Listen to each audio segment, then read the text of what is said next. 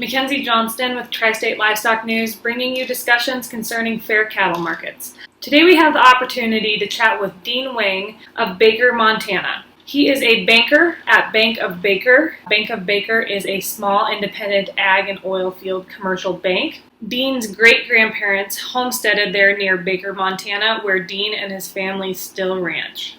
What do you think are some of the biggest issues right now within the cattle industry? Demand is probably always key. Decrease in demand, I suppose, comes from competition, pork, poultry, and then moving away from meat-based diets. Those would all be direct competition, I suppose, other protein choices. And then just demand in general, consumer preferences change, and then you have events like the plague that's going on, that people aren't dining out, those types of things, that all affects demand, exports, getting into other markets. I think at the end of the day, demand is key. That's difficult to improve, certainly. And then the other thing is there seems to be quite a disparity between the traditional relationship between the retail price of beef and what we're seeing at the producer level. What are your thoughts on Senator Chuck Grassley's 5014 bill that would require packers to purchase a certain percentage of cattle through the cash negotiated market? I worry a little bit about the government dictating what private enterprise can or cannot do with their supply chain. But then, again, it tips into captive supply and antitrust. And again, I can't speak to all of that, but I just worry there's a very fine line between private property rights, capitalism, free enterprise, and then the government dictating where and how you buy your inputs. Earlier you mentioned fake meat products and consumer preference. Do you feel that fake meat products are a threat to the beef industry? It's all competition. There's all kinds of consumer choices. I guess threat is probably a strong word, but it's all competition, whether it's poultry, pork, any type of alternative protein that people choose to eat. Certainly it's all competition. I guess I wouldn't call it a threat, I'd call it competition. Cattle producers have been facing some tough economic times for quite a few years now. It didn't just hit with COVID-19. How have you seen these tough times within agriculture affect your rural area?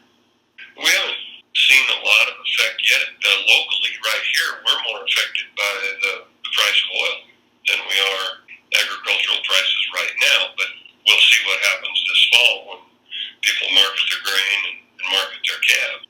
Do you feel that the cattle industry is in danger of becoming vertically integrated? Here again, I don't know if danger is the right word. That's kind of like the word threat. I think in certain situations, vertical integration is a possibility, but in other places, I think there's such a wide variation in geography or various grazing situations. Montana versus Missouri, for instance, and how cattle are handled. Do you have any thoughts on mandatory country of origin labeling? In a perfect world, one would think that if we labeled our product, we as U.S. producers, if we labeled our product made in Montana, made in the USA, that would be the consumer's preference, and they would be willing to pay hopefully more for that. I think the reality is that the consumer shops on price, regardless of the product. Again, it gets into the government mandating where that stuff is from. That's the part that sticks in my craw, is that the government is telling us what to do as opposed to free market and capitalism. If we build it, they will come type thing. If we label it, they will buy our product instead of a foreign product, those types of things. And I don't think that's what happens at the grocery store.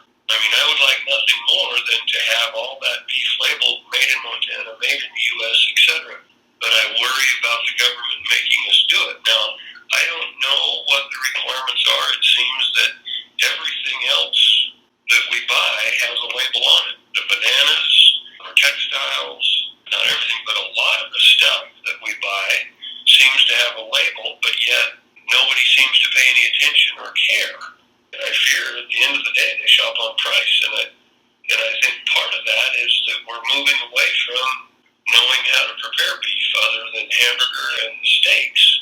You just mentioned folks cooking beef. Do you think our industry does a good job of educating the consumer about the benefits of beef and essentially how to prepare beef? I think we're trying very hard.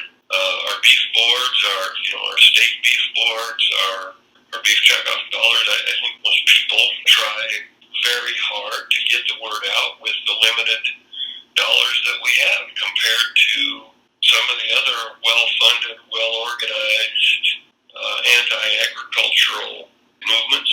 I think they try very hard to get those images out there in social media and print and billboards and how to prepare it and the health benefits. Absolutely. I think they're doing the best that they can with the limited budget that they have and limited staff compared to the anti-agricultural folks.